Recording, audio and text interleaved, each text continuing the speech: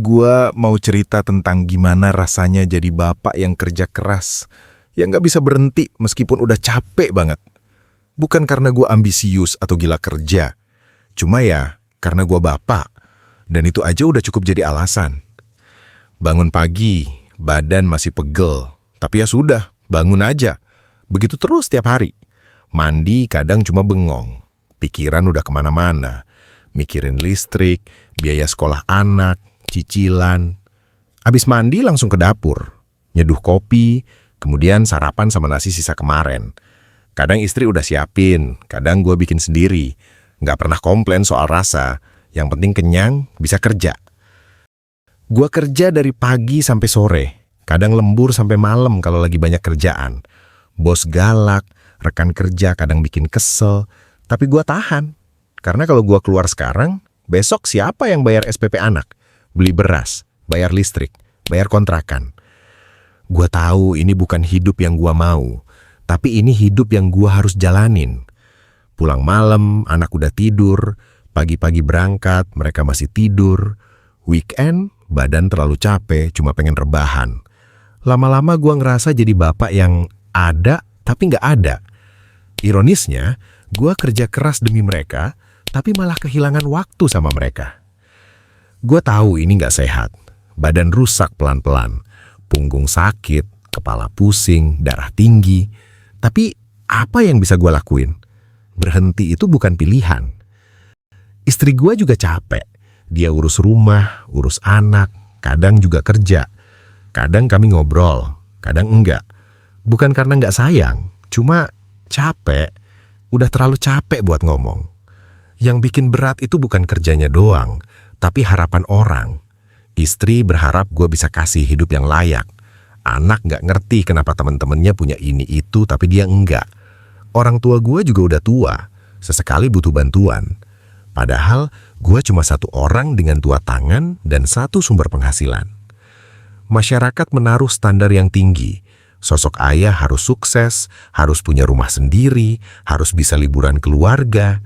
Dan kalau nggak bisa, ya gimana sih jadi kepala keluarga? Harapan ini dari mana-mana.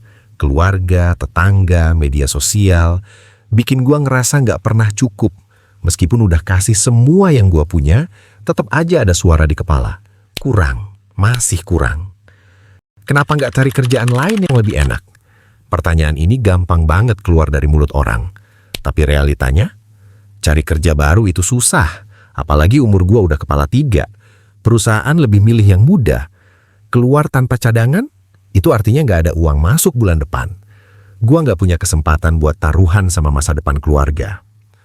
Orang-orang sering bilang, kerja jangan terlalu keras, harus ada keseimbangan antara kerja sama istirahat. Bener sih, tapi mereka nggak tahu kalau tagihan listrik nggak peduli sama filosofi hidup gua. Yang paling berat itu fase mati rasa. Nggak sedih, nggak seneng, nggak marah, cuma jalan aja kayak robot. Bangun, mandi, kerja, pulang, tidur, ulang terus. Gua nggak ngerasain hidup gua sendiri, cuma ada aja. Kadang gua nanya ke diri sendiri, ini buat apa sih? Uang habis buat kebutuhan, waktu habis buat kerja, tenaga habis buat bertahan. Terus apa yang tersisa buat gua? Dan yang paling nyesek, gua mulai ngerasa kayak gua bukan manusia lagi, cuma alat. Alat buat cari uang, alat buat bayar tagihan. Tapi mau gimana lagi? Hidup gak nunggu gua siap. Tagihan gak peduli gua capek atau enggak. Keluarga butuh gua tetap kuat. Meskipun dalamnya gua udah rapuh. Jadi gua telan aja semua pertanyaan ini. Gua simpen sendiri.